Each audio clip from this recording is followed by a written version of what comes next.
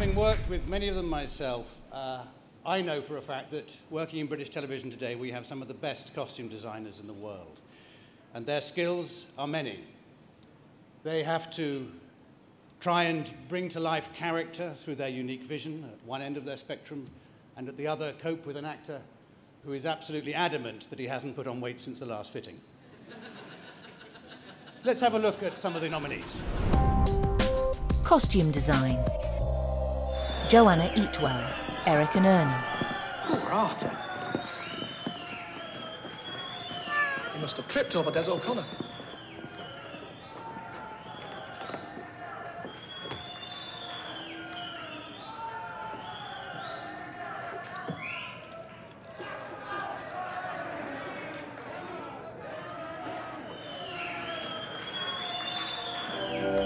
Annie Simons, worried about the boy. I will be king, and you will be queen. Though nothing will drive them away. Charlotte Holditch, Any Human Heart. Extraordinary coincidence, man. We have to tell David now. He'll be thrilled. I can't tell you how pleased I am. My happiest moment since they stuck us in this ghastly moron paradise. Ah, my favourite people, morons. Spoiled for choice. Here, lovely to see you. How are you? Queen of the morons. Why am I so glad to see you, Mr. Mountstuart? What can it mean? Well, I'm not really sure. Charlotte Walter, This Is England 86. This is the England lineup. A team fashioned from adversity to become a far more efficient model than the one which arrived here amid extravagant headlines. There are still perhaps weaknesses, and they may well be probed today, but the side has developed character and characters to offer us realistic hope. I'm going to show you a good time in there.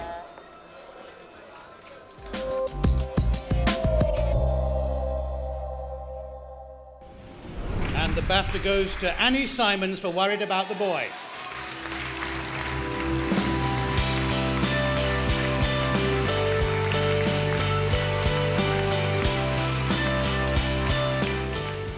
Thank you, BAFTA. Thank you, Hugh. It was an amazing thing to work on, and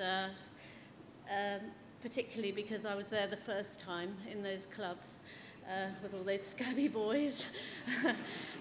I'd like to say thank you to George, because he helped me print his costume on his kitchen table, and all my crew, and well, rock the Casbah.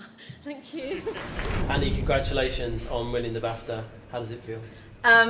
Fantastic, actually. I'm so thrilled because, well, why wouldn't you be? But you know, this particular project was such a joy to work on and meant such a lot to me, and it's great that all my peers and everybody's gone, yeah, yeah, well done.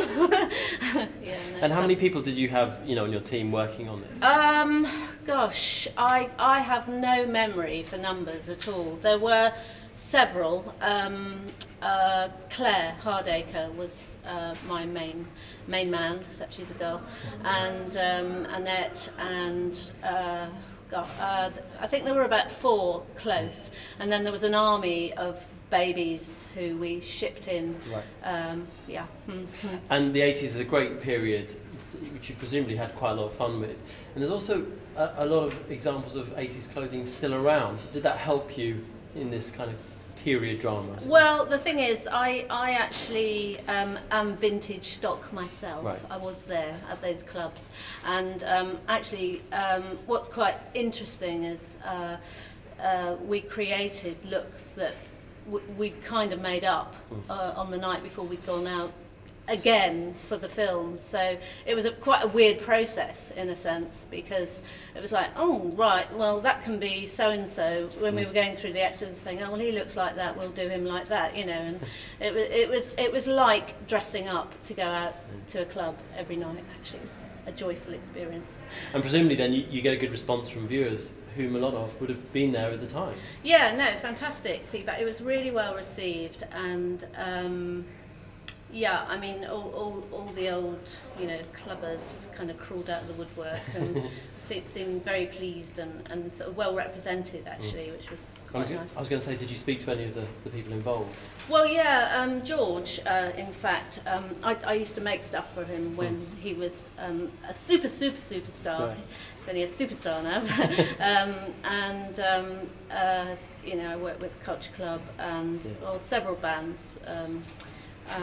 Yeah, I mean, and actually a lot of the fashion designers of the day who featured really heavily in those magazines like ID and Roger Burton, I mean, they were so generous and lent me, you know, their bits of their collections from the time, because we kind of all go back a long time. Yeah. Being wins the best research of all, I guess. Well, not necessarily. I mean, you know, looking at photographs really helps, because, you know, memory distorts, and, you know, you kind of, if you had to reinvent it, it wouldn't be the same.